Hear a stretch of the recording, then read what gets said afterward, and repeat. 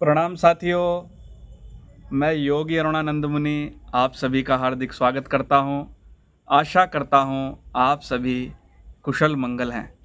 साथियों, यदि अभी तक चैनल को सब्सक्राइब नहीं किया है तो सब्सक्राइब कर लेना, क्योंकि आपके जीवन को बदलने वाले वीडियोस मिलते रहेंगे। साथियों, आज का जो टॉपिक है बड़ा ही महत्वपूर्ण है।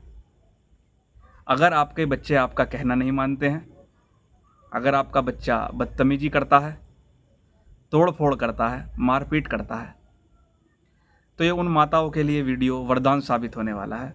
मेरे पास किसी माताजी ने छुपते छुपाते मैसेज किया था। पता नहीं वो माँ कहाँ रहती है, मैंने पूछा भी नहीं जल्दबाजी में। उन्होंने कहा कि उनके पति नहीं हैं और सासू माँ हैं और बेटा नशा करता है और मारपीट करता है, बहुत पीटता है। और उन्होंने कहा स्वामी जी, मेरी इच्छा करती है कि मैं आत्महत्या कर लूँ या घर छोड़ के कहीं भाग जाऊँ, लेकिन ये दादी है, यानी अपनी सासू माँ की भी उनको बहुत चिंता है, उसके कारण मैं नहीं जा पाती हूँ, तो मेरे लिए प्रार्थना करना। उन्होंने ऐसा बोला था। तो आज मैं ऐसी माता बहनों के लिए जिनके बच्चे अभी छोटे हैं, यानी कि बड़े नहीं हुए हैं, बड़े होंगे, अथवा जिनके बच्चे बड़े हो गए हैं और कहना नहीं मानते हैं, उनके लिए ये वीडियो है। एक विधि बताने जा रहा हूँ, बहुत ही महत्वपूर्ण विधि है। संप्रेषणी विद्या के अंतर्गत ये गुप्त विद्या है, उसके अंतर्गत ये विधि आती है। इसको आप रोज प्रयोग करना। देखो, माँ जो है इस पृथ्वी की सबसे बड़ी गुरु है। यक्ष से उत्तर देते समय युधिष्ठिर ने महाभारत में यही उत्तर दिया था। जब यक्ष ने पूछा कि इस पृथ्वी से भारी कौन है, तो युधिष्ठिर ने उत्तर दिया था माँ। अर्थात माँ का जो दायरा है, माँ का जो कद है, वो इस पृथ्वी से भी बड़ा है। क्यों? जितनी सहन शक्ति इस पृथ्वी के अंदर है, उससे कहीं ज़्यादा सहन शक्ति माँ के अंदर है। माँ कुछ भी सहन कर सकती है, बहुत पीड़ाएं सहन कर सकती है। जन्म के समय उसने बहुत पीड़ाएं सही हैं, हमारे जन्म से पहले। तो अगर किसी माता बहन का बच्चा कहना नहीं मानता है, अब करना क्या है उसको? जब बच्चा है वो माँ के गर्भ में किस प्रकार जुड़ा होता है साथियों? गर्भनाल से जुड़ा होता है। और जो गर्भनाल है वो माँ के और बच्चे के नाभि चक्र से जुड़ी होती है। जो गर्भनाल है बच्चे की नाभि से जुड़ी होती है, जिसको योग की भाषा में मणिपुर चक्र बोलते हैं। वहीं से बच्चा ऑक्सीजन प्राप्त करता है, वहीं से बच्चा पोषण प्राप्त करता है, वहीं से बच्चे के अपशिष्ट पदार्थ दूर होते हैं।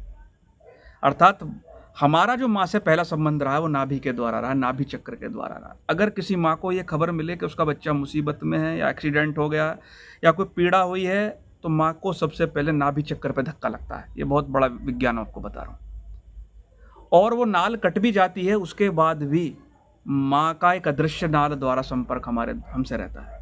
एक अदृश्य नाल, प्रेम की नाल हमको जोड़ कर रखती है।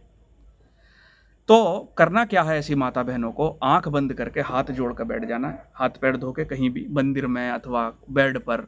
वो बच्चा कहना नहीं मानता है तो भी, अभी छोटा बच्चा है और आपका कहना माने, आज्ञाकारी बने, उसकी ज़िंदगी सुंदर बने, उसके लिए भी ये उपाय है। तो आंख बंद कर लेनी है और आंख बंद करके इमेजिन करना है, कल्पना करनी है कि आपका बच्चा आपके सामने बैठा हुआ है या लेटा हुआ है और आपके माथे से एक प्रकाश निकल रहा है और उसकी नाभि में प्रवेश कर रहा है, यानी कि बच्चे की नाभि में प्रवेश कर रहा है और नाभि से उसके मस्तक तक जा रहा है, नाभि से उस बच्चे के मस्तक तक जा रहा है। पहले 2 मिनट इस प्रकार से महसूस करना है और उसके बाद भावना करनी है कि हे मेरे बच्चे, तू दिव्य है, तू ईश्वरीय है, तू अच्छे गुणों से युक्त है, तेरी ज़िंदगी बहुत सुंदर है, तेरी ज़िंदगी बहुत खुशहाल रहेगी। मैं तेरे को प्रेम भेज रही हूँ, तेरे विचार शुद्ध हो रहे हैं, तेरी संगत शुद्ध हो रही है, तेरी ज़िंदगी खुशनुमा बन रही है।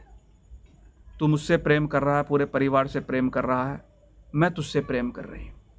इस प्रकार की भावना लगातार करनी है।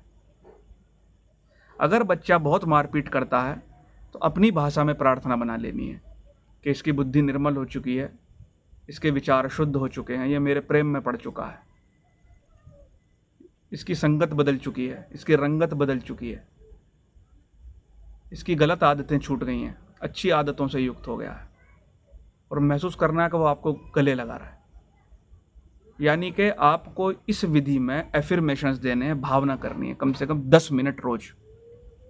एक माँ जो 9 महीने अपने पेट में रख सकती है, उसके लिए 10 मिनट ये भावना करना कोई बड़ी बात नहीं। लेकिन ध्यान रहे, पहले भावना करनी है कि वो प्रकाश उसकी नाभि में जा रहा है और नाभि से ब्रेन में जा रहा है, उसके ब्रेन तक फैल गया है, उसके बाद ये भावना करनी है।